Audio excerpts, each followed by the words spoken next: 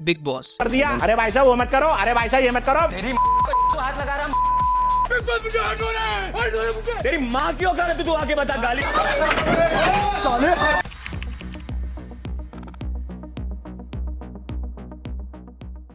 एक ऐसा reality show जिसे आज हर कोई जानता भी है और देखता भी है। ये सब जानते हुए भी कि वो हमारी डेली लाइफ और हमारी मेंटल हेल्थ के ऊपर कितना नेगेटिव इम्पैक्ट करते हैं, इसके बाद भी इसे बहुत सारे लोग देखना पसंद करते हैं। एंड बहुत सारी रिसर्च से ये बात सामने निकल कर आई है कि बिग बॉस जैसे रियलिटी शोज देखने की वजह से हमारी मेंटल हेल्थ के ऊपर बहुत ज्यादा नेगेटिव इम्पैक्ट पड़ता है। आप इस वीडियो को लास्ट तक देखिए क्योंकि हम इस वीडियो में सभी चीजें डिस्कस करने वाले हैं। आप इस चीज से अंदाजा लगाइए कि बिग बॉस सीजन 17 जिसका फिनाले आज हो चुका है उसे करीब 400 मिलियन लोगों ने देखा है। इससे आप ये बात समझ सकते हो कि कितनी ज्यादा वाइडर ऑडियंस इसको देखने में इंटरेस्टेड है।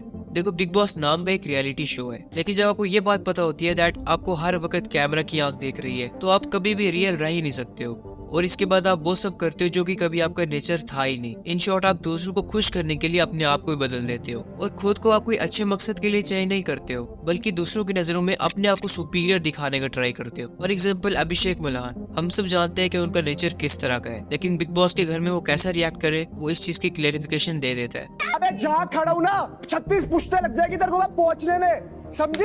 बिग बॉस के घर में रहना इज इक्वल टू किसी प्रिजन में रहने जैसा है। और एक प्रिजन में कैदी के साथ क्या होता है? एंजाइटी, डिप्रेशन, सुसाइडल अटेम्प्ट्स, और यही सब चीजें उन कंटेस्टेंट्स में पाई गई जो कि कभी बिग बॉस में थे। इन सब चीजों को हम आगे डिटेल में समझते हैं। अब यही सारी चीजें इस शो के द्वारा प्रमोट की जाती हैं और देखने वालों को इससे सेटिस्फेक्शन मिलती है। इससे आप समझ सकते हैं कि हमारा माइंडसेट किस टाइप का बन जाता है जब हम इस तरह के रियलिटी शोज को बहुत मजे से देखते हैं।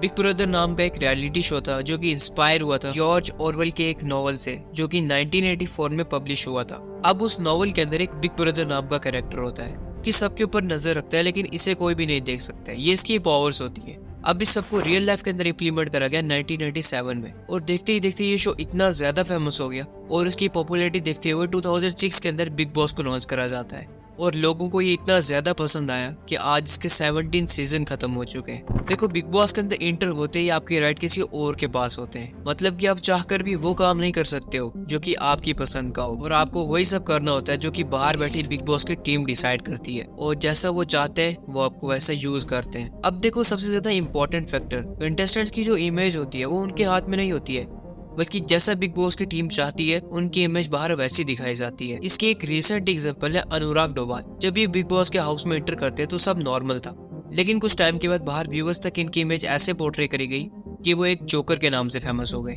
और यही सब उन्हें जब शो से बाहर आके पता चलती है कि उनकी इमेज की धज्जियां उड़ा दी गई हैं तो वो सुसाइड तक करने की ट्राई की है। कहीं ना कहीं मेरे दिमाग में एक सुसाइड का थॉट भी आया कि मैंने ऐसा क्या ही कर दिया कि मैं अब तक ये सजा भुगत रहा हूँ। जिससे आप समझ सकते हैं कि एक कंटेस्टेंट के माइंड के ऊपर कितना ज्यादा इफेक्ट होता है जब उनकी इमेज कुछ और दिखाई जाती है। अब आपके माइंड में ये बात आ रही होगी कि अगर इतनी ज्यादा प्रॉब्लम्स हैं तो ये कंटेस्टेंट्स बीच में क्विट क्यों नहीं कर देते हैं? तो इसके पीछे ये रीजन है कि इस शो में एंटर होते ही आपको एक कॉन्ट्रैक्ट साइन करना पड़ता है और जिसके हिसाब से अगर आप इस शो को बीच में ही क्विट कर देते हो तो आपको 2 करोड़ की पेनल्टी पे करनी होगी। 2 करोड़ दे दीजिए पेनल्टी। और अगर शो की हम विनिंग प्राइस की बात करें तो वो 30 to 40 लाख रुपीज है और ऐसा न करने पर कंटेस्टेंट्स के ऊपर लीगल कार्रवाई तक हो सकती है। जिससे आप समझ सकते हो कि ये सब चीजें जितनी ईजी लगती हैं असल में उतनी ज्यादा मुश्किल होती है।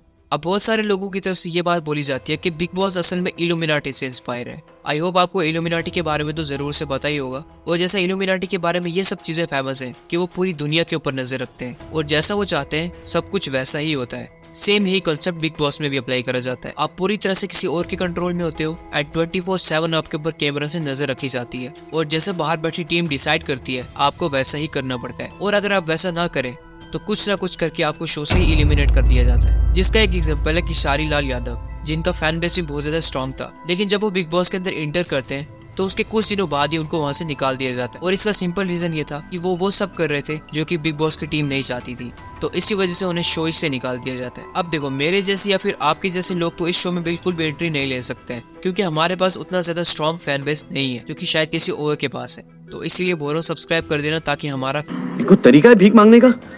एनीवे, तभी इस शो में उन लोगों को बुलाया जाता है जिनको ऑलरेडी बहुत ज्यादा स्ट्रॉन्ग फैन बेस होता है, जिससे बिग बॉस को अपनी मार्केटिंग करने में बहुत ज्यादा आसानी होती है। जिसकी एक जीती जागती एग्जांपल है बिग बॉस OTT सीजन 2, जो कि आप में से मैक्सिमम लोगों को पता ही होगा। जब 2 बहुत ज्यादा फेमस यूट्यूबर अभिषेक मल्हान और एलविश यादव इस शो के अंदर एंट्री लेते हैं और इस सीजन के अंदर इन्हें 245 करोड़ व्यूज मिले थे।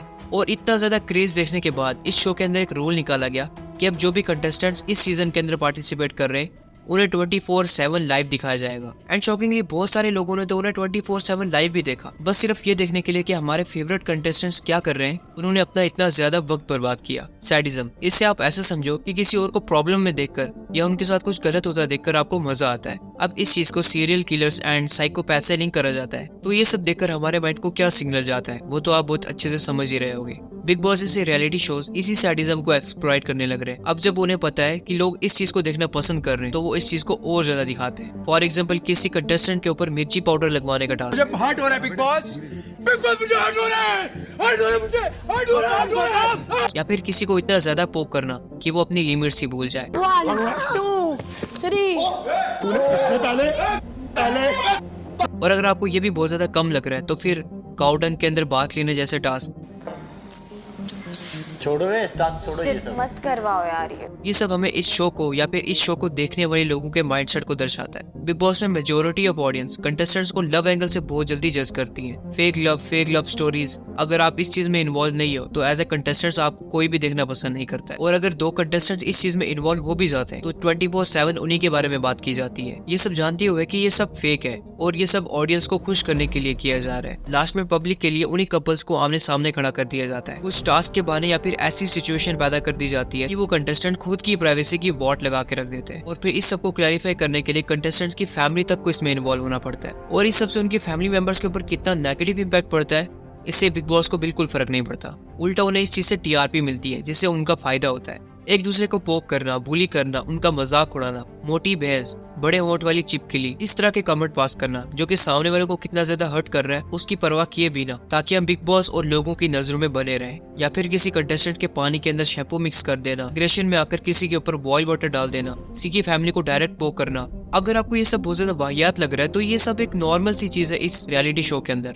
लोगों को एक दूसरे के प्राइवेट मोमेंट्स देखने में बहुत ज्यादा सेटिस्फेक्शन मिलती है। एंड बिग बॉस ये चीज जानता है कि लोगों को किस तरह का कंटेंट देखना पसंद है एंड लोग कंटेस्टेंट्स को सेक्सुअली एंगेज देखना चाहते हैं। So this is called voyeurism and Bigg Boss clearly know कि लोगों के अंदर वॉयरिज्म की एक फैंटेसी है। तो इसी वजह से बिग बॉस इस चीज को और ज्यादा दिखाता है। इस वजह से उनकी फैमिली मेंबर्स के ऊपर, उनके जानने वालों के ऊपर इस चीज का कितना नेगेटिव इम्पैक्ट पड़ता है वो आप समझ ही सकते हो। For example big boss OTT season 2, इसमें आकांक्षा पुरी को एक किस करने का टास्क मिलता है जो कि वो कंप्लीट भी करती है और जिसकी वजह से लोगों के द्वारा उनको इतना ज्यादा टारगेट करा जाता है कि लास्ट में उनके फैमिली को इसमें इन्वॉल्व होना पड़ता है। अब उनके ऊपर क्या बीती होगी वो तो वही जान सकते हैं। वो सारी रिसर्च से ये बात सामने निकल कर आई है दैट इस तरह के रियलिटी शोज देखने की वजह से आपको बहुत ज्यादा प्रॉब्लम फेस करने पड़ सकती है, लाइक एंगर इशू, एंजाइटी, या फिर अपने फेवरेट कंटेस्टेंट्स को हारता हुआ देखकर या फिर उसे बुली होता देखकर आप मेंटली प्रॉब्लम्स तक फेस कर सकते हैं और जिससे बिग बॉस को जरा भी फर्क नहीं पड़ता। बाकी आई होप आपको ये वीडियो पसंद आया होगा। अगर वीडियो पसंद आया तो लाइक जरूर से करना, चैनल पे हो तो सब्सक्राइब करके बेल नोटिफिकेशन को ऑल पे सेट जरूर से करना।